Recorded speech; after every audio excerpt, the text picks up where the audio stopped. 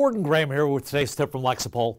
And today's tip, once again, is for my cop friends, and it deals with traffic stops, specifically passenger side vehicle approaches. Here's a thought for you. Traffic stops are one of the most common tasks patrol officers perform, and they quickly become dangerous, and they should never become routine. Remember, complacency kills. Many officers consider the passenger side approach a safer technique.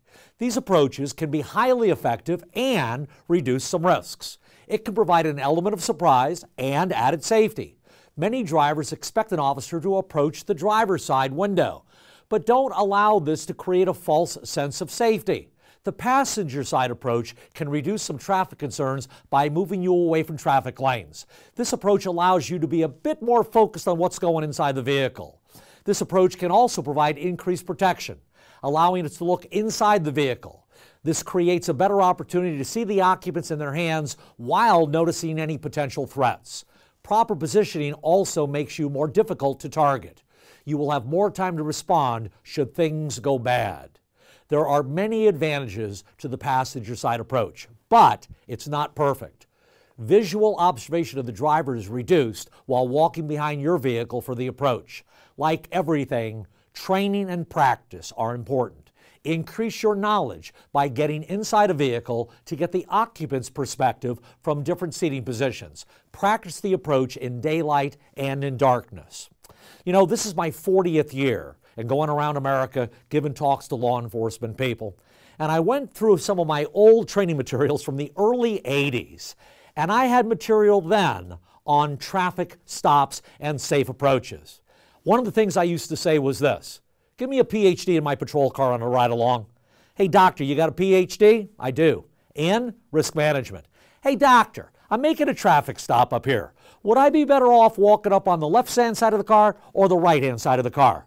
Well, Mr. Graham, I am a risk manager, but I've never studied the accumulated data of cops on traffic stops. Well, I have. Here's 80 years of data. On a left side approach, you have no cover, no concealment, and passing traffic. On a right side approach, you've got some cover, some concealment, and no passing traffic. Right side approaches. One last thought.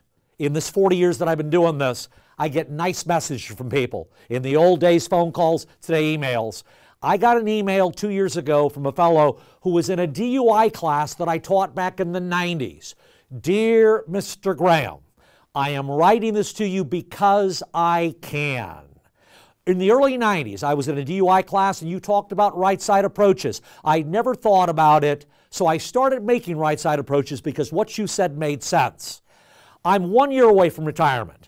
Yesterday, I made an approach on a vehicle. I was standing on the right-hand side. A vehicle came off the roadway, wiped out the entire left-hand side of my patrol car. The entire left-hand side of the car I had stopped. Had I been there, I wouldn't be able to write you this email. I am writing this email to you because I can. Right side approaches, folks. And that is today's tip from Lexipol. Gordon Graham signing off.